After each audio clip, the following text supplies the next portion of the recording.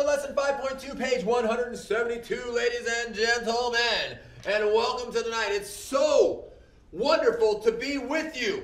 I so love learning with you. I so love sharing with you. I hope you're excited about it as I am. I know sometimes it doesn't feel that way. But man, if you can develop the proper attitude and give that effort, this stuff becomes so easy. And not only easy in math, attitude and effort are everything in everything. So just look forward to doing these notes with me as I look forward to doing them with you. And we're going to have a great time, learn some stuff, and move right along. Ladies and gentlemen, we are going to talk about ratios and proportions again tonight. This time concentrating and centering on our proportions. We are going to apply what we learned to determine if two ratios are equal using multiple methods. And I know, because you do exactly what I ask you to do, because that's what's going to make you really successful, a person of character and intelligence. You've already read, because you've already taken those notes before you watch this video, that two ratios that are equal what? They form a proportion. That is correct, ladies and gentlemen, our essential question.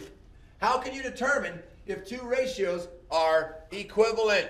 So, ladies and gentlemen, you did take those notes on proportions from the key idea at the top of page 172, and you wrote down that an equation that states that two ratios are equivalent, it is a proportion.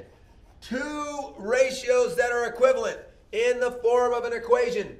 In other words, I can write 3 is to 6 as 4 is to 8. Those are two ratios, 3 to 6 and 4 to 8. They are equal.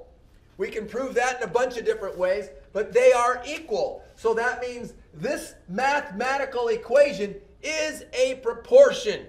It's a proportion. Absolutely. And because if you simplify each one, what would you get? 1/2, 1/2. Is 1/2 equal to 1/2? That is correct. So when they are equal, you have a proportion. Now this is read, this proportion, if you want to read it out loud using words, technically it's 3 is to 6 as 4 is to 8. So that's how you would read that proportion, absolutely. And of course, one other thing they told you, that when you have two quantities that form a proportion, they are said to be proportional. And that's going to come into play in stuff we're going to do not far in the future. Things that are proportional because they form a proportion, ladies and gentlemen. So let's move right along with more about proportions. Ladies and gentlemen, we're going to determine whether these ratios, wow, I have a misspelling in here. I'm glad we caught it. I'll have to remake this video some of the time. I'm not going to stop right now. But we're going to determine whether these ratios form a proportion. So we're going to tell whether the ratios form a proportion, and we already know. Hey, are they equal? Well, we have a couple ways of finding that out. And one of them is, are they equal? And we learned this in the last time by simplifying these ratios. 10 over 18. Well, if I divide this by 2 and divide this by 2, I would get 5 over 9. And 45 over 81, I can divide that by 9 and divide this by 9, and I get 5 over 9. Is 5 over 9 equal to 5 over 9? That is a yes. That is a yes, so that means these two are equal. 10 over 18 does equal 45 over 81. That is a fact, ladies and gentlemen. Of course, if you need to, you don't have a pen or a pencil or anything in your hand, you're watching, learning, and listening, and then you pause right as I go to the next video, which I'm going to, or the next slide, which I'm going to do right now. Number 2, 13 is the 26 as 8 is the 24. Do we know that? 13 over 26. Does that equal 8, not 18, I almost put 18. Does that equal 8 over 24? So 13 is the 26 as 8 is the 24. Let's find out. Well, very simply, I recognize that 13 over 26, that's 1/2. I know that for a fact because I know my facts. I can simplify that. I know 8 over 24 is not 1/2. In fact, it is 1/3. So the answer to this is no. They are not equal, meaning they are not a proportion. That means these two quantities are not proportional. Outstanding. Telling whether these two rates form a proportion, ladies and gentlemen, 5 feet in 8 hours, 15 feet in 12 hours. So we can go 5 feet is to 4 hours as, let's find out, 15 feet is to 12 hours. So I can see that 5 over 4, that is simplified. So I'm going to simplify 15 over 12, and I'm going to divide each one by 3, and that gives me 5 over 4. Yeah, that was one method. So these are equal, so the answer is yes. How many of you said, wow, 4 times 3 gives me 12, and 5 times 3 gives me 15? That is right. That's another way of finding out. But yes, indeed, these two ratios do form a proportion. That means these two quantities, 5 feet in 4 hours is to 15 feet as in 12 hours, they are proportional. Ladies and gentlemen, another one. 8 pages in 40 minutes, 15 pages in 70 minutes.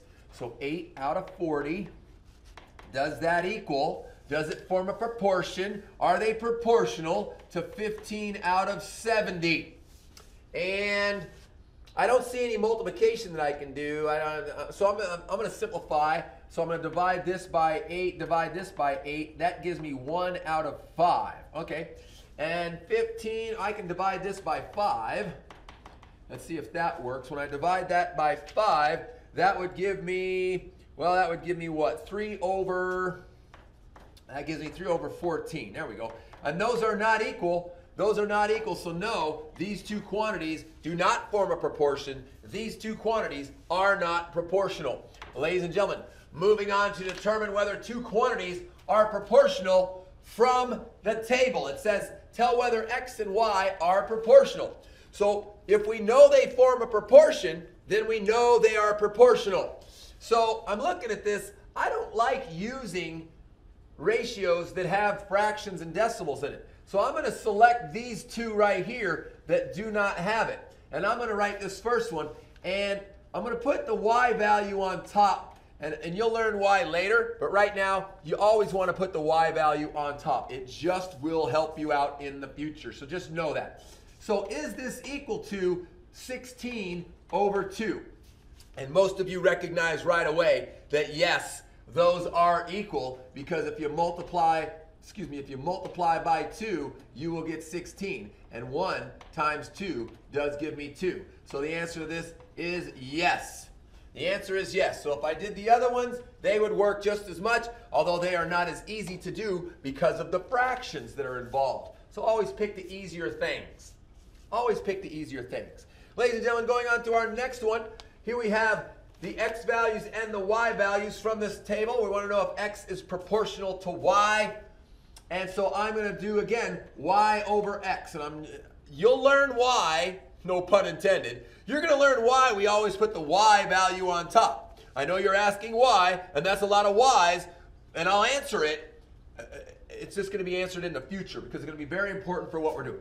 So it doesn't matter. I'm going to pick any two. I'm going to pick the first two. So I'm going to write 3 over 1 is to 6 over 3. And see if that's absolutely true. Well, I know this is out of 1, so that's already simplified as much as possible. So if I divide this by 3 to make it out of 1 and divide that by 3, that gives me 2 over 1. 3 over 1 is not equal to 2 over 1. So no, these x and y's are not proportional, and they do not form a proportion, ladies and gentlemen. Alrighty, our first quick write of the night, quick write 1A and B, writing down these two ratios.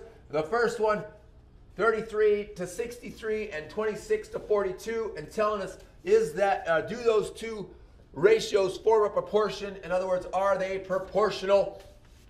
And then write down B and write all of this: 8 feet in 15 seconds, 16 feet in 40 seconds. Do those two form a proportion? Are they proportional? Then take a break, of course, and then come back and see me. You don't want to miss me for too long. Come back quickly and we'll be done soon tonight.